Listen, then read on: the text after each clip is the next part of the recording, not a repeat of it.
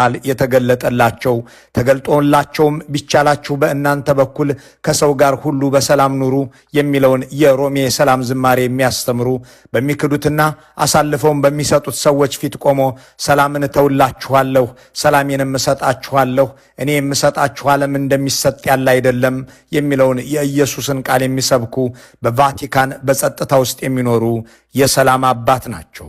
ሌላኛው ደግሞ የዘመናችንን ትልቁን የአየር ጦርነት የከፈቱ በዚህም ሰዎችን ለሞት የሚዳርግ ዘመቻ ውስጥ የሚገኙ የዓለም ቅርሶችን ስለማጥፋት የሚዝቱ አዛውንቶችንና ሕፃናትን እንዲገደሉ ትእዛዝ ሰጥተዋል ተብለው ሲብጠለጠሉ የሚውሉ ናቸው። ሁለቱም ደግሞ የአንድ አገር የአንድ ወንዝ ልጆች ፕሬዚዳንት ትራምፕና ሹሞቻቸው የኢራንን ወረራ ለአሜሪካ ሕዝብ የሚጠቅም ለዓለም የሚበጅ እንደሆነ አድርገው ይሰብካሉ። አሜሪካዊ ሊቀ ጳጳስ ሊዮ በአንጻሩ ጦርነቱን ለማንም ሰው የማይሆን ክቡር የሆነውን የሰው ነፍስ የሚቀጥፍ የሰው ልጅ በታሪኩ የሰራቸውን ስልጣኔዎች ሁሉ የሚያወድም ነው ብለው ሲናገሩ አያቅማሙም። የሊቀ ጳጳሱን ንግግር ያጣጣሉት ፕሬዚዳንት ትራምፕ እንደ አንዳንድ ኋላ ቀር ፖለቲከኞች ይሄ ባንዳ የሚል ስም አልለጠፉባቸውም። እንደ አንዳንድ ዘረኛ መሪዎችም እንዴት አሜሪካዊ ሆነህ አልደገፍከንም ብለው አልተቆጧቸውም። እሱ ሲበዛ ሊበራል ሰው ነው፣ ወንጀለኞችን ይታገሳል፣ እኔ የእሱ ደጋፊ አይደለሁም ብለው ከመተቸት አልፈው ጳጳስን ለጦርነቴ ካልተከተልከኝ አስራሃለሁ እያሉ አልዛቱም። ወንጀላቸውን በወንጀሉ ቃላት ሊያምታቱ የሚሞክሩትም እኔ እንደናንተ በቃሉ አልነግድም ብለዋቸዋል። እንደ መከላከያ ሚኒስትሩ ፒት ሄግትስ ያሉ አክራሪዎች የኢራን ጦርነት በእግዚአብሔር የተፈቀደ በስቅላት ዕለት የወደቁትን ወታደሮቻችንን ከኢራን በትንሣኤ ዕለት ያመጣ ነው እግዚአብሔር ቸር ስለሆነ ነው እያሉ የተደመጡበት መሆኑን ያስተዋሉ የሚመስሉት አቡነ ሊዮ የወንጌል መልእክት አንዳንዶች እንደሚያደርጉት አላግባብ ጥቅም ላይ መዋል አለበት ብዬ አላምንም ብለዋል። በጌታ ቃላት ነግዱ፣ ጦርነትንም አቁሙ ያለው አንድ ኢትዮጵያዊ የሃይማኖት አባት ቢሆን ጦርነትን የተቃወሙት ጳጳስ ኢትዮጵያዊም ቢሆኑ ኖሮ ምን ይደረጉ ነበር የሚለውን ብናሰላስል ልብን በቁጭት የሚያደማ ትዝታ ሊቀሰቅስብን ይችላል። የአገሪቱን ፓትርያርክ ጦርነቴን ተቃወሙብኝ፣ የሰዎችንም ሞት አወገዙብኝ ብሎ ያሳደደ አገዛዝና መንጋ ባለበት እንደ ኢትዮጵያ ባለ አገር ጦርነትን የሚቃወሙ ሰላምን የሚሰብኩ ጳጳስ ከቫቲካን ሲሰሙ ምነው የኛም እንዲህ ሆነው በበዙልን የሚለው መንፈስ እያስቀና ሲወስደን የካቶሊኮች አባት ስለ ሰላም ሲናገሩ እናገኛቸዋለን። ጦርነትን ለመቃወም ሰላምንም ለመስበክ በተለይ ለአንድ ሃይማኖት አባት ምንም ቅድመ ሁኔታ አይቀርብበትም። የካቶሊክ ሊቃነ ጳጳስ ያሉትም እንዲሁ ነው። እኔ ፖለቲከኛ አይደለሁም። ከዶናልድ ትራምፕም ጋር በፖለቲካ ቋንቋ ቃላት ለመለዋወጥ የሚያስችል አንደበት የለኝም። የኔ መጽሐፍ ግን የሚናገረው ሰላምን ነው። ክቡር ለሆነው የሰው ሕይወት ሰላም ይሆንለት ዘንድም ይሰብካል። እንዲህ ያለውን ነገር አምና የትንሣኤ ዕለት ሕይወታቸው ያለፈው አቡነ ፍራንሲስም የሚናገሩት ነበር። ተተኪያቸው አቡነ ሊዮ 14ኛም ይህንኑ ሲናገሩት ተደምጠዋል። የቀድሞው አቡን አባ ፍራንሲስ አብይ አህመድ ስለሚገድሏቸው ኢትዮጵያውያንና እስራኤል በጦርነት ስለምትፈጃቸው ፍልስጤማውያን እንዲሁም ዩክሬንና እስራኤል በሚያካሂዱት ጦርነት ስለሚያልቁ ዜጎች የአደባባይ ጸሎት ያደርጉ ነበር።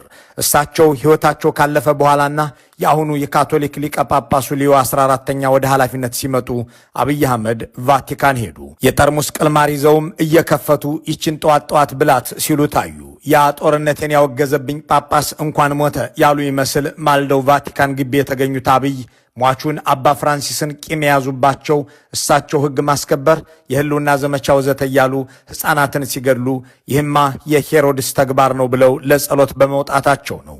እንዲያም ሆኖ እኒህ ከትራምፕ ጋር ሰጥ አገባ ውስጥ የሚገኙት አቡንም አብይ አህመድን የተቀበሏቸው ጦረኛነትን እንዲጥሉ፣ ጥላቻን እንዲጠሉ፣ ሰላምን እንዲወዱና ወንድማማችነትን እንዲያከብሩ የሚያሳስብ ስጦታ በመስጠት ነው። ባሳለፍነው ዓመት ግንቦት በቫቲካን የተከናወነው ግን ልብ ያልተባለውን የአብይንና የአቡነ ሊዮን እንዲሁም የዝናሽ ታያቸውን ቆይታ ወደ እናንተ እናደርሰዋለን። ጦርነትን መቃወምን መርሆ ያደረገውን ቤተ ክህነት የሚመሩት የቫቲካን ጳጳሳት ከጥቂት ጦረኛ መሪዎች ፊት ቆመው ተሟግተዋል። እንዲያም ሆኖ በራሱ ሕዝብ ላይ በከፈተው ጦርነት በካቶሊክ ሊቀ ጳጳስ ጸሎት የተጠራበት ሰው ከአብይ አህመድ አሊ ውጪ የተሰማ አይመስልም። በሰሜን ኢትዮጵያ ስለሚሞቱ ክርስቲያኖች እንጸልይ እያሉ አቡኑ በሚጮሁበት ወቅት መቀመጫቸውን አዲስ አበባ ያደረጉ ለአገዛዝ ያደገደጉ ጳጳሳትና መሰሎቻቸው እንዲሁም ፓስተሮች ግን ፓትርያርካቸውን እያወገዙ ታንክና መድፍ ተራ ይውሉ ነበር። ፕሬዚዳንት ትራምፕ ታንክ መራቂ ሊቀ ጳጳስ ቢያጡ እኔ እሱን አልወደውም፣ ይልቅ ወንድሙ ይመቸኛል ብለዋል። ነገሩ የጀመረው ፕሬዚዳንት ትራምፕ የኢራንን ስልጣኔ ወደ ድንጋይ ዘመንነት ቀይረዋለሁ፣ እያንዳንዱ ምልክቷ ሁሉ ዛሬ ምሽት ይወድማል ብለው ባሳለፍነው ሳምንት መግለጫ ካወጡ በኋላ ነው። አቡኑ ይህንኑ እያወገዙ ብቅ አሉ። Today, as we all know, there has also been this threat against the entire people of Iran. ሁላችንም እንደምናውቀው ዛሬ በመላው የኢራን ሕዝብ ላይ የተሰነዘረ ዛቻ አለ። ይህ በእውነት ተቀባይ የሌለው ነገር ነው። በልቦናችሁ ስለ ብዙ ንጹሐን፣ ስለ ብዙ ሕፃናት፣ ስለ ብዙ አረጋውያን እንድታስቡ እጋብዛችኋለሁ። እነሱም የዚህ የጦርነት መባባስ ሰለባ የሚሆኑ ፍጹም ንጹሐን ናቸው። ይህ ጦርነት ከተለኮሰ ጀምሮ ወደ ውይይት፣ ወደ ድርድር እንመለስ፣ ችግሮችን በዚህ ደረጃ ሳይደርሱ ለመፍታት እንሞክር ብለን ነበር። ብዙ መጸለይ ያለብን፣ እያንዳንዱ ሰው እንዲጸልይ፣ እንዲሁም ለፖለቲካ መሪዎቻቸውና ለባለሥልጣናቱ ጦርነትን አንፈልግም፣ ለሰላም የምንስራ እንዲሉ ጠይቃለሁ። እኛ ሰላምን የምንወድ ሕዝቦች ነን። ስለዚህ ወደ ጠረጴዛ ተመለሱ፣ እንነጋገር። ሰላማዊ በሆኑ መንገዶች መፍትሄዎችን እንፈልግ። በተለይም ንጹሐንን፣ ሕፃናትን፣ አረጋውያንን፣ በሽተኞችን እንዲሁም የዚህ ቀጣይነት ያለው ጦርነት ሰለባ የሆኑትንና የሚሆኑትን ብዙ ሰዎችን እናስብ። ይህ በኢራን የሲቪል መሠረተ ልማቶች ላይ ጥቃት ስለመሰንዘር የወጣው መግለጫ ከዓለም አቀፍ ሕግ ጋር የሚጋጭ መሆኑን እንዲሁም የሰው ልጅ ሊያደርሱ የሚችለው ጥላቻ የመከፋፈልና የጥፋት ምልክት መሆኑን ለሁሉም ማስታወስ እንፈልጋለሁ። ሁላችንም ለሰላም መስራት እንፈልጋለን። እንጸልይ። በዘርና በአገር ልጅነት ቢሆን ለአቡነ ሊዮ ፕሬዚዳንት ትራምፕ ይቀርባሉ። ኢራን ምናቸውም አይደለችም። በዘርም የሚመሳሰሏቸው ሰዎች በዚያ የሉም። እሳቸውን እንደ መንፈሳዊ አባት የሚመለከቷቸው ካቶሊኮች በኢራን ምድር ቢፈለጉ ከ5000 የሚበልጡ አይገኙም። የትራምፕን ፕሮፓጋንዳ ከእስራኤል ጋር ሆነን ወደ ኢራን የምናደርገው ውጊያ የዳግም ምጽአት ዋዜማን የሚጠቁም ነው የሚል ነው። የአሜሪካን ጥቅም የሚያስጠብቅ ነውም ተብሎለታል። ይህንን ሁሉ ትተውት በዘር ስለማይመስሏቸው በሃይማኖትም ብጤያቸው ስላልሆኑ ግን ደግሞ ስለተበደሉ ሰዎች ጸልዩ ያሉት አቡነ ሊዮ ለስጋው ሳይሆን ለነፍሱ የታመነን የሃይማኖት አባት ሁሉ እንዲህ ያለ ኃላፊነት ጦርነትን የማውገዝ ግዴታ አለብህ እያሉት ነው። ትራምፕ ግን የአቡኑን ንግግር አልወደዱትም። እናም የካቶሊኩ ንግግር እንደተሰማ ረዥም ትችት በትሩዝ ገጻቸው ላይ ጻፉ። እኔ እንደቀጠሉ ናቸው። በክልሉ ባለፉት 2 ቀናት ጠንካራ የተባለው ውጊያ የተከናወነበት ቀጠና የሰሜን ወሎ ቆቦ አካባቢ ነው። ይህ ውጊያ በመቶዎች የሚቆጠሩ ተዋጊዎች ለጉዳት የተዳረጉበት፣ አገዛዙም ድሮንን ጨምሮ ጥቅም ላይ እያዋለበት እንደነበርም ሪፖርቶች ያመለክታሉ። የድሮን ጥቃቱ አሁንም ጨፌ በተባለ አካባቢ ላይ መድረሱም ተሰምቷል። ቀዩ ጋሪያ ተብሎ በሚጠራ ስፍራ ደግሞ የከባድ መሳሪያ ድብደባ ሲደረግ ነበር። በዚሁ ቀጠና ከሰሞኑ የተከናወነው ይህ ከፍ ያለ ሰብአዊ ጉዳትን ያስከተለው ገም የመከላከያ ሰራዊቱ፣ የፌደራል ፖሊስ፣ የአድማ ብተናና የሚሊሻ አባላት ጭምር የዘመቱበት መሆኑና በርካታ አካላትም የተሳተፉበት እንደነበር ሲነገር ሰንብቷል። የፋኖ ኃይሎች ቃል አቀባይ አስረስ ማረ ደግሞ ራሳቸውን የሐራ መሬት ኃይል እያሉ የሚጠሩ ታጣቂዎችም ካገዛዙ ሰራዊት ጎን ተሰልፈው ተዋግተውናል ሲሉ ገልጿል። የፋኖ አመራሩ በአካባቢው ስምሪት የተሰጣቸው የ13ኛ የ11ኛና የሰሜን ምስራቅ እዞችን መነሻ በማድረግ ብልጽግና በጥቅሉ በራያ ቀጠና 3 እዞችን ቢያሰማራም አካባቢው ላይ የሚገኘው ሰራዊቱ ግን እየሰመጠበት ነው ብለዋል። አክለውም በድሮን የሚታጀበው የፌደራል ፖሊስ የኮማንዶና የመከላከያ እግረኛ ጦር በወሎ ተራራማ ስፍራዎች ላይ ጉዳት አጋጥሞታል ሲሉ ገልጿል። በዚህ ውጊያ ራሱን የሐራ መሬት ኃይል እያለ የሚጠራ ታጣቂ ቡድን ከአብይ አህመድ ሰራዊት ጎን ተሰልፎ ተዋግቶ የጉዳቱ ሰለባ ሆኗልም ነው ያሉት። እነዚህ ከትግራይ የወጡ ታጣቂ ኃይሎች በጉዳዩ ላይ የሰጡት ምላሽ እስካሁን የለም።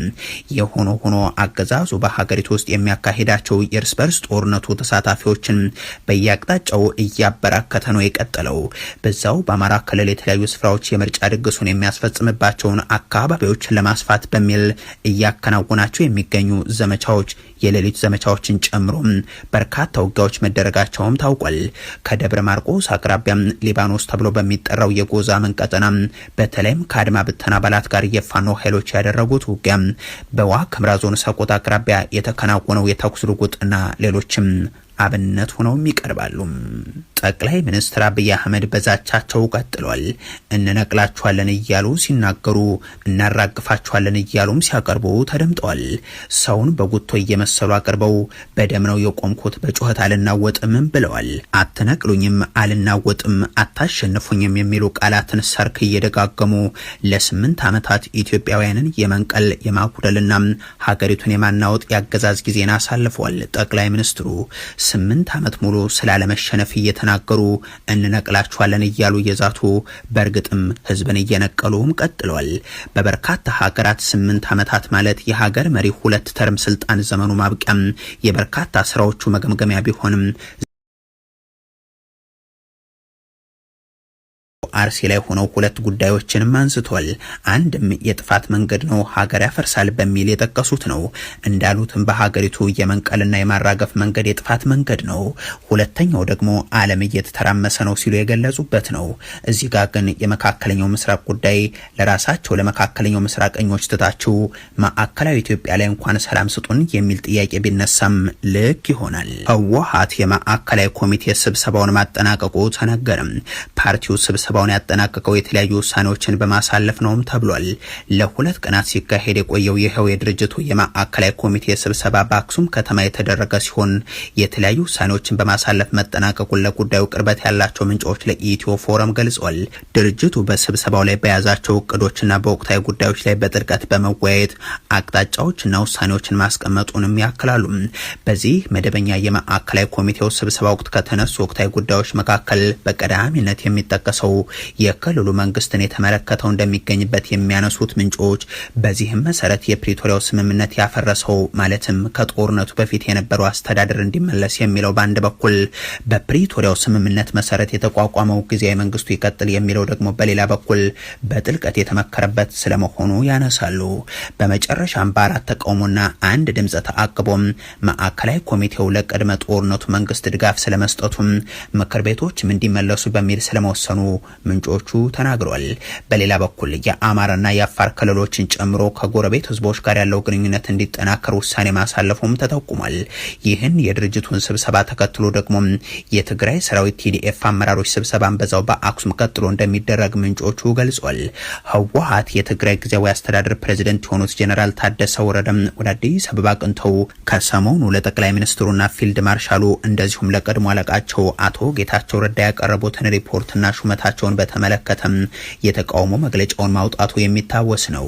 ጄኔራል ታደሰ ወረደ ደግሞ መቃወም ይቻላል ሲሉ ገልጸው ነገር ግን ወደ 4 ኪሎ የተጓዙት በቀረበላቸው ጥሪ መሰረት እንጂ በራሳቸው ተነሳሽነት አለመሆኑንም አንስተው ከመሄዳቸው በፊትም የህወሓቱ ሊቀመንበር ደብረጽዮን ገብረ ሚካኤል ጋር ተነጋግረው መሆኑን መግለጻቸው አይዘነጋም።